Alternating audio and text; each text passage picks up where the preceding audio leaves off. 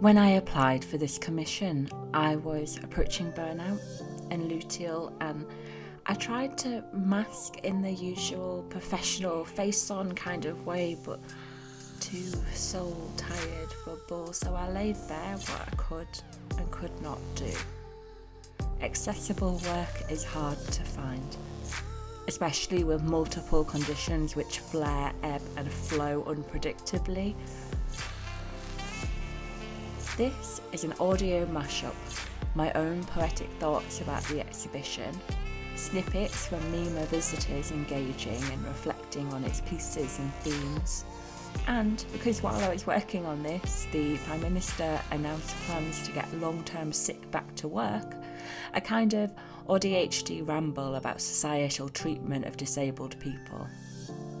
I hope you enjoy. I think it's a good exhibition and really, really great to have people with, disabilities or neurodiverse on exhibition sharing, I guess, what life is like for them. Great for my daughter to come and interact with bells as well. It's nice, I think, for children when they can actually touch things and play things, and they sound really beautiful, the bells. It brings you into the work, doesn't it? So it's not meant to just be looked at and thought about. It's immersive.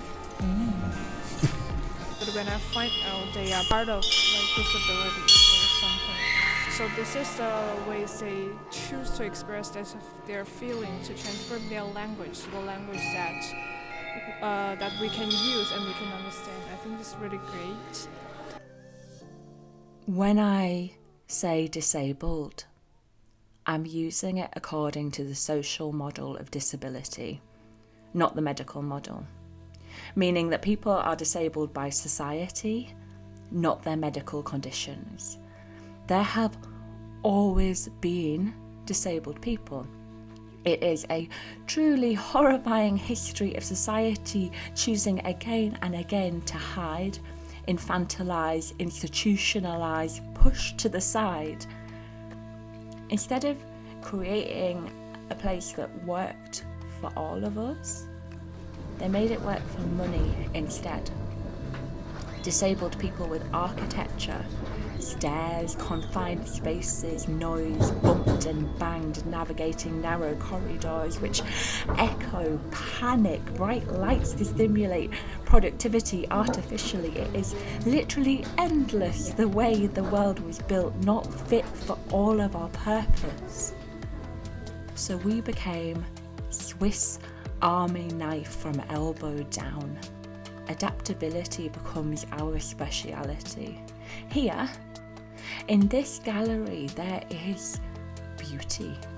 Real, honest, raw. Disabled isn't often labelled beautiful, but it is. Real, honest, raw. Having any softness left after so many magpie pecks and squirrel nips, death of 1,000 ableist paper cuts, after all of this, to have any kindness left to give. That is beautiful.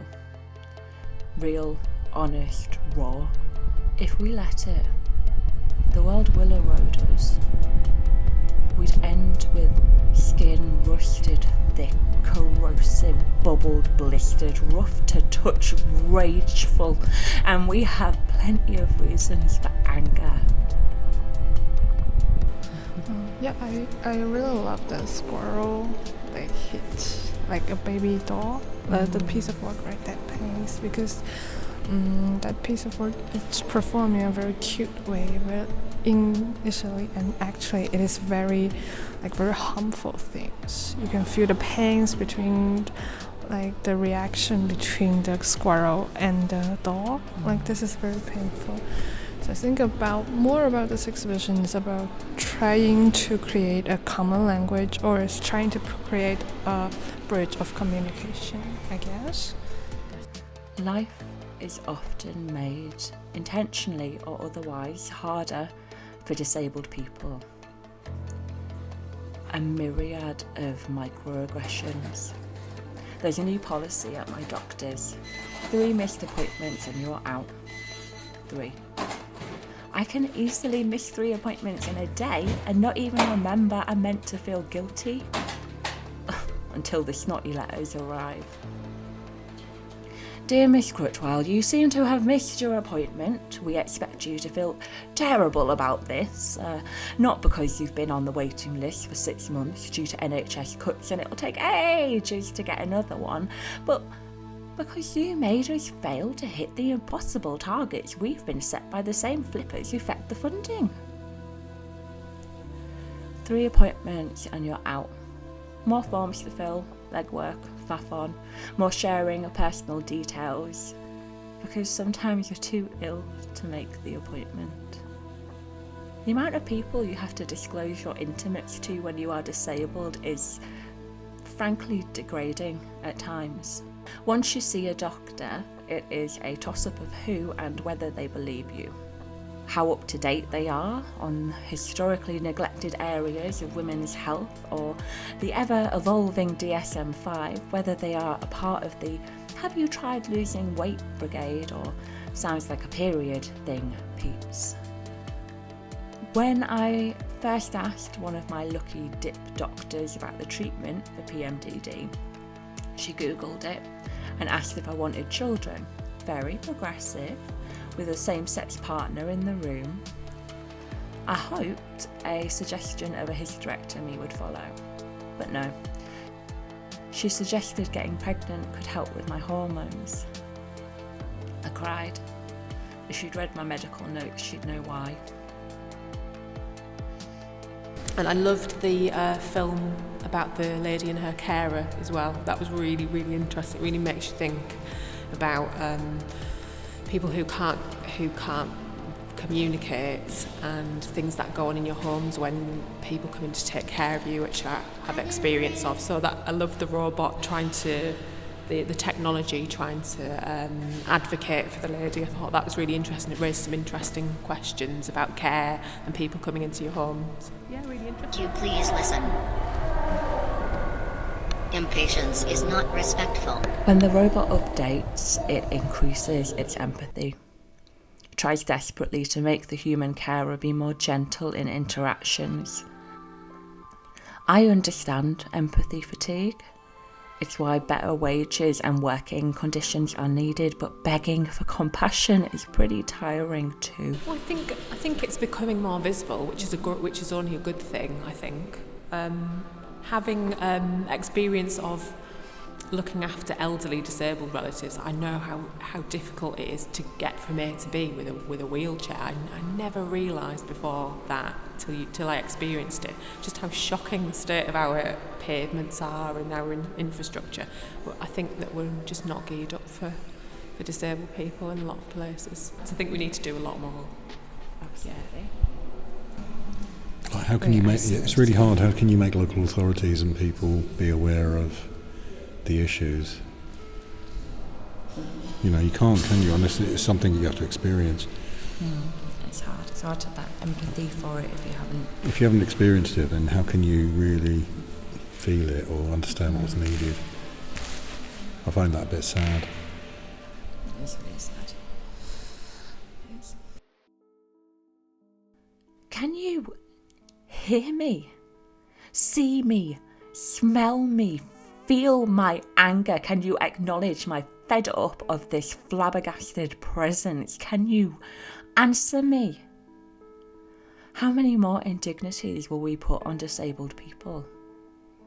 Bear in mind they are largely disabled due to cuts to NHS, cuts to mental health, cuts to social work, not to mention the privacy invading reforms, stigmatising headlines and overly complicated triggering forms. My partner fills out my forms.